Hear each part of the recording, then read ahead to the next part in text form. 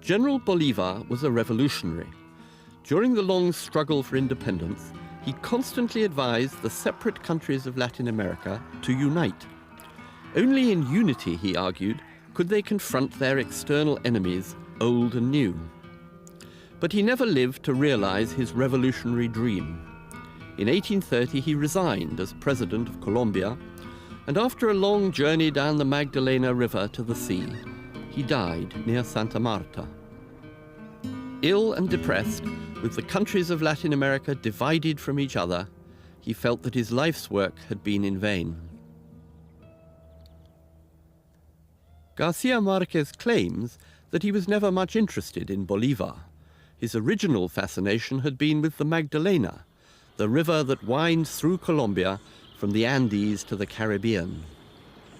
I began to know it as a child, traveling from the Caribbean coast, where I had the good fortune to be born, to the distant fog-bound city of Bogota.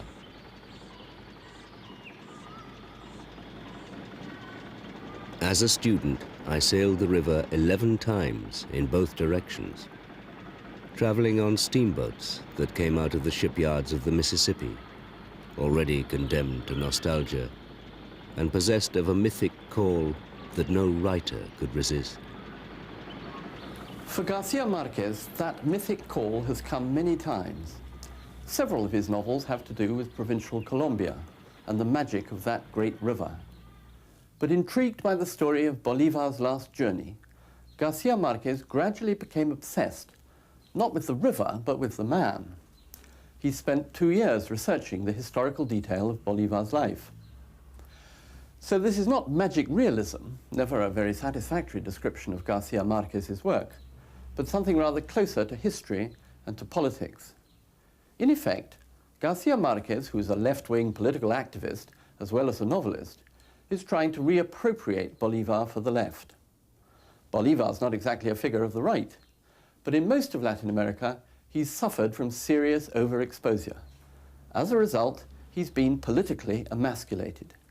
Over the past 150 years, his historical image has become encrusted with myth, rather like that of Lenin in the Soviet Union. But he's no longer a real person, and his political message, his drive for continental unity, and his progressive vision of a Latin America liberated and free has lost its meaning. Far from uniting the continent under one banner, as Bolivar had recommended, the wars of independence led to the establishment of small, balkanized countries with weak governments, oppressed peoples, and ill-defined borders. There is, therefore, a tragic dimension to Bolivar's life. At the end, his work lay in ruins. No one wanted to listen to his lectures on unity. He'd failed, and he knew it. Out of this tragedy of collapsed dreams, Garcia Marquez creates a flesh and blood protagonist, not a neutered and romanticized painting. Investigating Bolivar's life, he found that the one-dimensional hero of the official myth began to disappear. Ignoring the years of military glory, he concentrates instead on the time of failure. He depicts a real person with physical ailments, moods of depression, and philosophical contradictions. By doing so, he strips away the layers of myth that surround the politics of the independence struggle and allows the real liberator to emerge. Garcia Marquez reminds us, for example, that although Bolivar was a wealthy landowner, he was also a black. He could not really be characterized as an African or even as a mulatto, but he would certainly have passed as a colored under South Africa's racial legislation. The oldest of his portraits was an anonymous miniature painted in Madrid when he was 16. When he was 32, another was painted in Haiti, and both were faithful to his age and Caribbean character. He had a strain of African blood through a paternal great-great-grandfather who had fathered a son by a slave woman, and it was so evident in his features that the aristocrats in Lima called him Sambo. But as his glory increased, the painters began to idealize him, washing his blood, mythologizing him, until they established him in official memory with the Roman profile of his statues.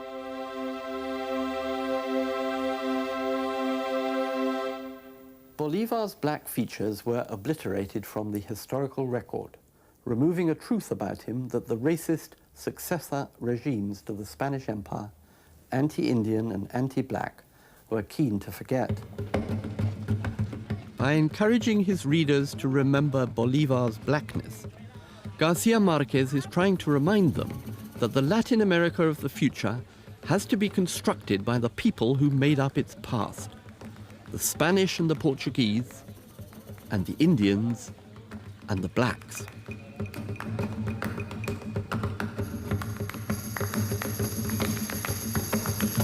Garcia Marquez gives an unfamiliar and somewhat unflattering picture of Bolivar. He's decrepit, deteriorated, prematurely aged. His philosophy is not a seamless web of wisdom, but a mass of contradictions created on the hoof. Not surprisingly, Garcia Marquez has been attacked for this by people who think he's criticizing Latin America's untouchable heritage. But the Bolivar he recreates was, as a young man, a genuine revolutionary, both in thought and deed.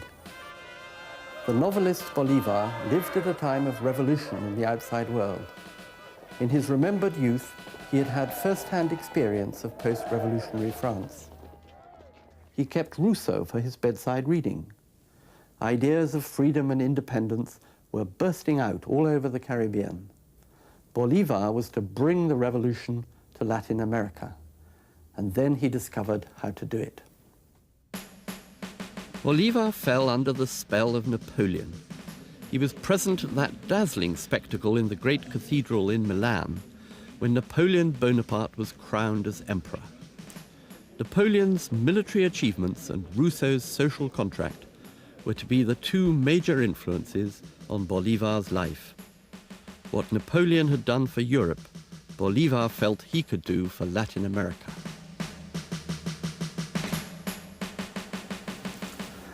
Yet Garcia Marquez is at pains to show that Bolivar was neither a simple Bonapartist nor an uncritical supporter of Rousseau.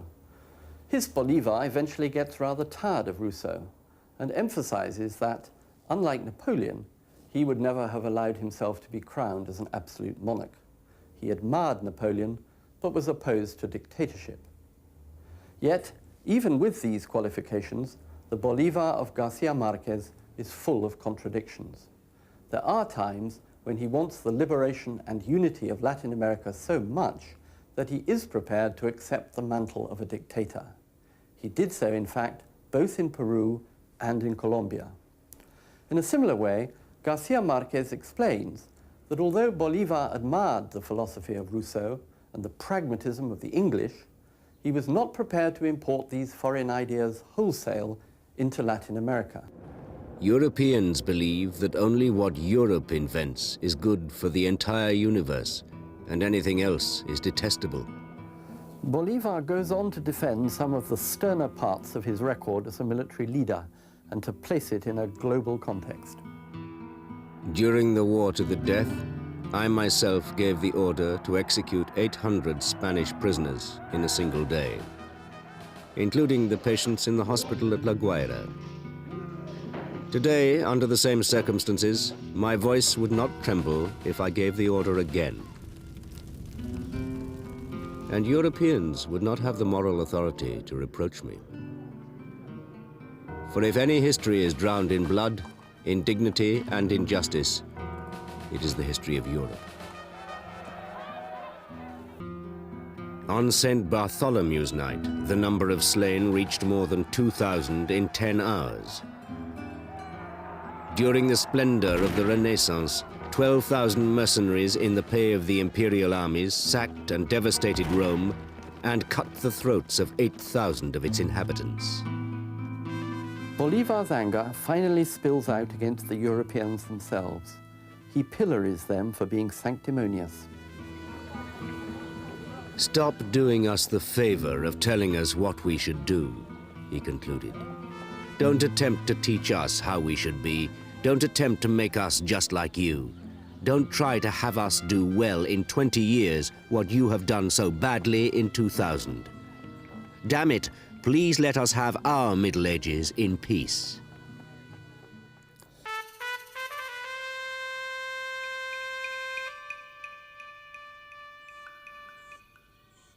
In the final pages of the novel, as Bolivar travels downriver to exile and to death, it seems as though everything he had fought for had turned to dust.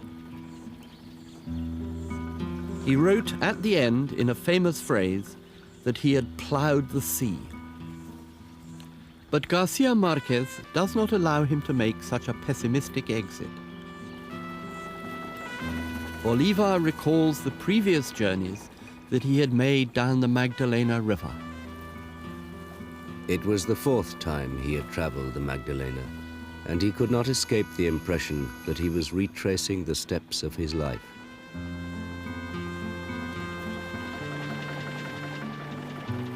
On the 3rd voyage, aboard a paddle boat, as he called it, the work of liberation had been concluded, but his almost maniacal dream of continental unity was beginning to crumble.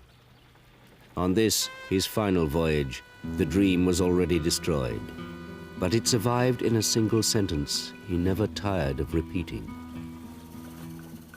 Our enemies will have all the advantages until we unify the government of America.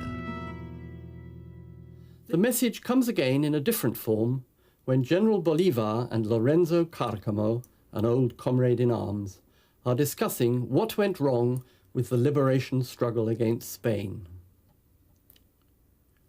"We lost a world, Simon, my old friend," said Lorenzo Carcamo. "They lost it for us," said the general. "And the only thing to do now is to start again from the beginning."